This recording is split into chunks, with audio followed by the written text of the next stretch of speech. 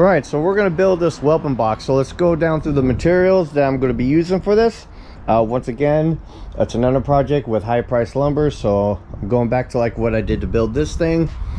For the walls, we're going to be using particle board, but except I'm going for 3/8 thickness. After all, it's just for a dog and the puppies. It's not for a bulldozer. And the floor, I'm using 1/2-inch MDF. The only reason why I'm using MDF is because I need a piece for another project later down the road, and so I just figured I'd buy a piece of that, use that for the floor part of it, and use the other half of it for a future project. Bought these in, of course, 8x4 sheets, but it's always nice to have Home Depot cut it down for you, at least give one good cut for you. It saves you a little bit of time. You know, this thing is going to be 4x4, so it just literally cut it right down the middle. For the wall height, I'm thinking about 30 inches. We usually use like a baby gate to separate the dogs, well, to keep them like corralled from going into certain rooms at certain times. But this dog knows how to jump the baby gate at a certain height, while the rest of them don't, and she's a medium-sized dog. So this build is basically going to be for medium-sized dogs. So if you have a bigger dog than what I'm building for a bagel, which is half basset, half beagle, it's a medium-sized dog. If you got a bigger dog than that, I would suggest go larger. If you have a smaller dog than that, of course, go smaller. And if you don't have a dog, well, why are you even watching this? So piece for the floor, for the walls, like I said, we'll probably be cutting 30. I have a 30-inch piece, so we'll have scrap.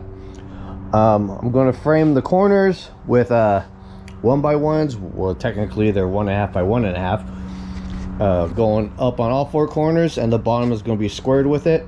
If I have a scrap, whatever I have for scrap, I'll probably use it to reinforce the bottom a little bit. As for the floor goes, want to kind of have something, you know, because you know there will be accidents in there. I mean, what do you expect? You think a dog's gonna learn, a puppy right out of the freaking birth canal is gonna know how to run outside and take a shit? No. So I got some floor tiles from a old project that hate these things, by the way, but that's why they're all chewed up. Now I have a use for it. I'll probably go later on to pros and cons on sticking back peel and stick floor tiles. Personally, I hate them as shit. I just hate them. I used to do flooring, and I can tell you, I hate them. They're no good for what they're for. So in other words, when we get to that part of it, probably explain some tips and tricks and other shit involving that. Okay. And in case what you're wondering what the PVC pipe is for, whelping boxes have what is called, I guess it's called a puppy safety rail or something. It's usually at the bottom. I have no idea on how it's supposed to be safe for them, but apparently all of them have it. I'm going to research a little bit more on how high they need to be from the ground and how far out they need to be from the walls. But we're just going to have 4x4x4, and for the corners they will be, you know, attached by this, and I'll probably take like 1-inch. I have some 1-inch wooden dowels, and I'll probably raise it off from the floor to the ground, depending on what height do I choose. Of course, this is one of my builds. It's basically doing it right off the top of my head with no drawings. We're gonna build as we go. Oh, and by the way, as far as like the interior walls of this thing, instead of having the rough particle board, or it's not really rough, but instead of having that exposed, use your old favorite thing, hardboard, because God knows I got enough of it. Actually, I gotta pick up a couple more pieces, but basically it's gonna cost me nothing, so I'll do that. So I'm gonna go ahead and start. Actually, what I'm gonna do off camera, because there's nothing really special to see about that, is literally just, you know, cut the pieces out.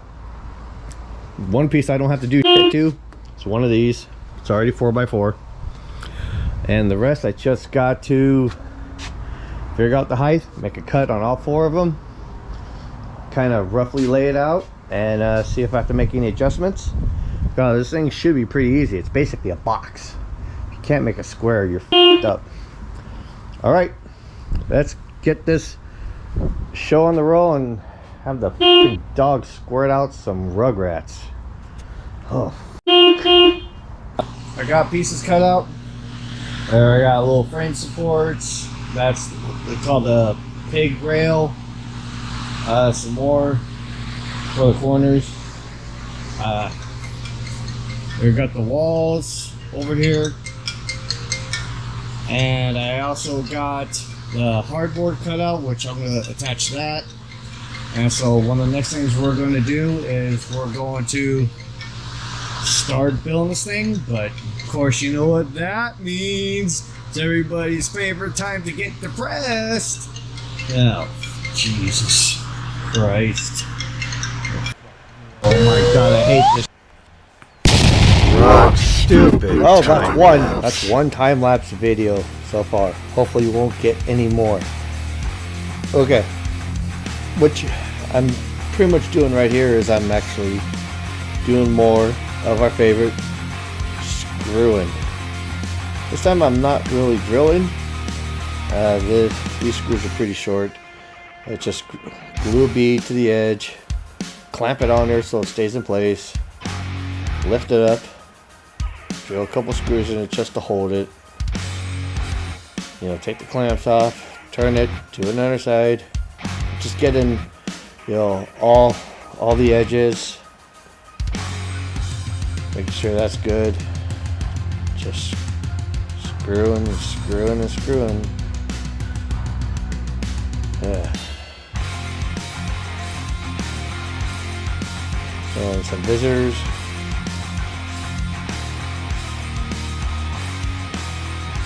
There, I got my 4 ends of it.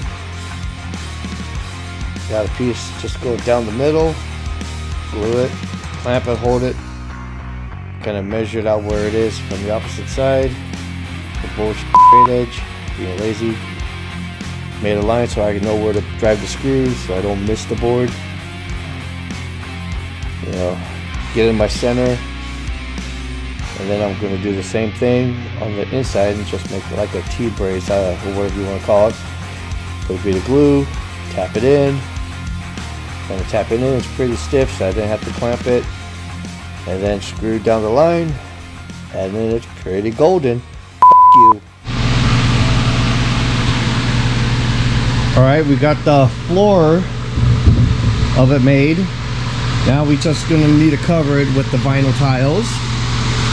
One thing I want to actually kind of explain about this crap, as I was mentioned earlier, is that these sticky tiles that you buy, they don't stick for shit. I swear, anybody who's done this probably knows that. They slide all over like a They're really no good with any place where there's a chance of water going on the floor, like kitchen, bathroom, laundry room. So if you want to actually, if you're going to actually use this, it's best to do this like, I don't know, any other place but those. I would use actually a full-blown sheet vinyl for areas like that, especially where there's a lot of water. The reason why I don't think I prefer not to use tiles like this in those areas, when you get the floor wet, water will get through the seam, and once it gets underneath the seam, even if you put some type of glue down, it will still weaken it, and you'll have the whole shifting, and you'll have all these stupid little gaps. That's why I prefer not to use these anywhere where there's water. And even though if you're going to use these, you should actually use these with an adhesive, preferably a good vinyl adhesive, and read the instructions accordingly. Usually you spread it out and you let it set up until it turns transparent, and then lay your tile down and then you press it in real good. I'm gonna do something like that with this, but I'm going to actually just use, because this is For this purpose, I'm just going to use spray adhesive, and it'll actually hold for what it's worth for. Alright, so I'm gonna get on that. One of the good things though is doing these lines, which is really there just so I can know where the wood is to put in the screws. I can kind of use it as a half guideline, so I can just start from the center and work my way out just to be a little neat. Tile is in place, it's sticking pretty good. Seams are pretty much nice and tight, but of course, you know, it's not going to be super duper tight. And as I mentioned, as before I was laying the tile, using the rough guidelines I had, it's not going to be perfectly square. Remember, it's a whelping box for a pregnant dog. It's not my kitchen floor. So I don't care if it's off a little bit, you know, and I just shaved it off a little bit. It's no big deal. I don't really care all that much. But yeah, if you're going to do, like, if you want to be really, you know, precise, or if it's for a room, yeah, just redo your lines, make sure it's perfectly square, remeasure, and it'd be perfect. Remember, I just went off lines I was used to line up where to put some screws. Close enough. Yeah. So, but what I'll end up doing over here, just to make sure if I'm unhappy little accidents, I'll throw a little bit of some DAP, which is also, I'm going to show you what I'm going to do in case if you're actually doing a floor like this. It's something you should do anyways, no matter what room you're doing. It helps seal with water. So what you want to do is, on all your seams, oh wow, look at that, came out the side here instead. Lovely. Let's see what we can do here. I'm gonna have to fix that off camera somehow, or I may even actually use it. But anyways,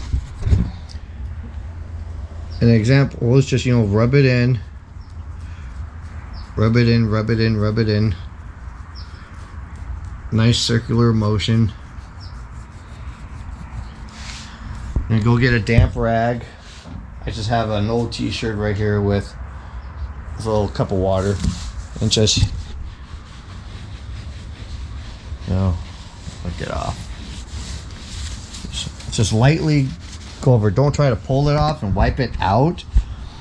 You want to leave it in. You just want to, you're basically filling the seam. So I'm going to use this thing of DAP here and just work the seam in. That's the seam in.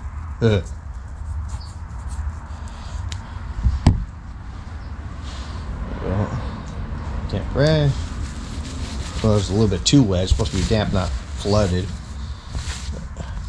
That's fine. Well, I'm going to do that with the whole thing here, and then it'll be off to the sides. For this part, we're going to go ahead and attach the hardboard to the particle board. And what we're going to do is, I'm just going to start it off using some Loctite heavy duty construction adhesive. I'm not going to go ahead and just do what I did before with the wood glue and all that other stuff. I try to find a multi-purpose spreadable adhesive, and it just turns out this stuff is fairly cheap, and it doesn't have to be that strong. It was cheaper to go this route. I got a couple of tubes just in case, and I'm pretty much just gonna, I'm not gonna overload it, but spots here and there. Here, you're gonna watch me do it and you'll understand.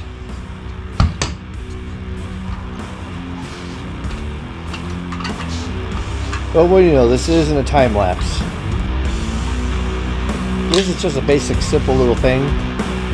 Just running some bead of glue along the edges. Kind of a little boring.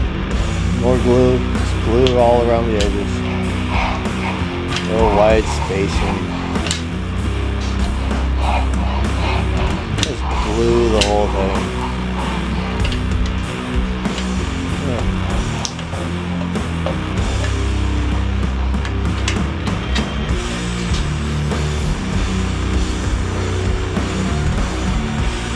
Just gonna lay it on there, square it up, a little hand press, set the other pieces on top of it to actually put some weight on it as I go. let its own weight, press it down and hold it.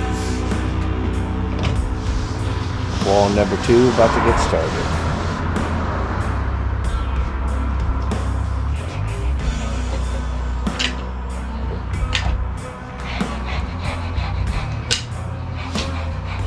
Glue the perimeter.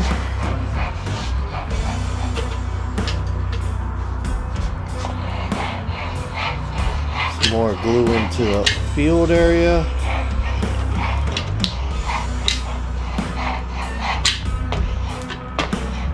Glue in the center.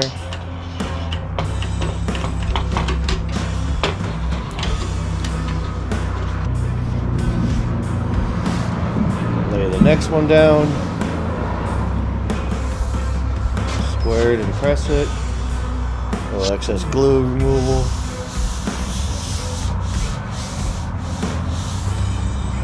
Wall number 3.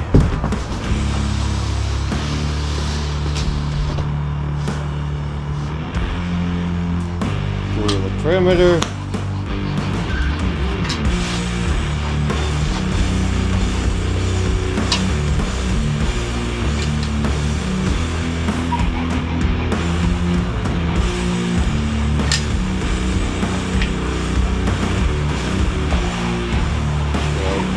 To some of the field area.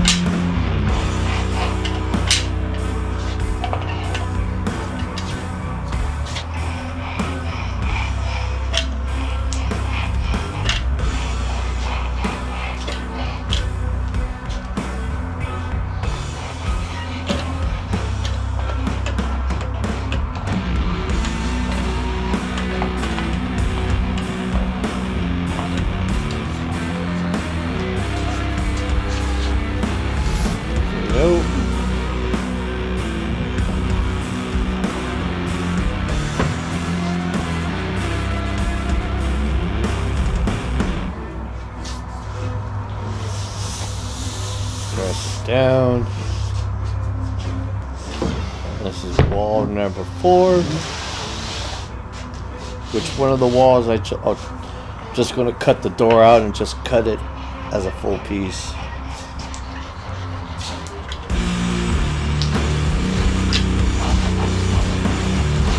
Doesn't matter which one of these walls I use to make the door.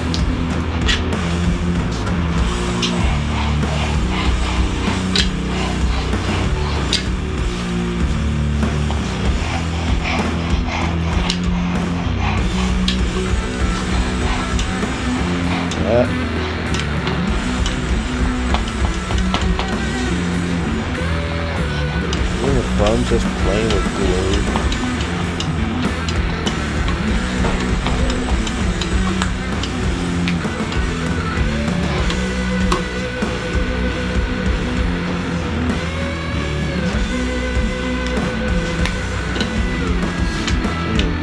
Gotta spooge the rest of it out.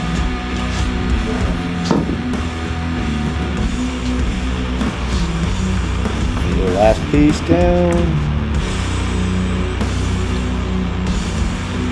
Screw it up.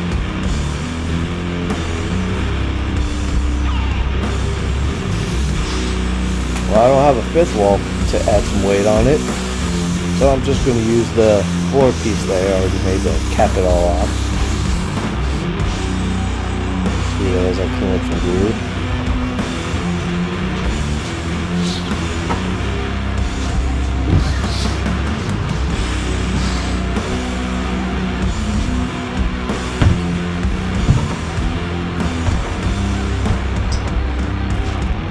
Go.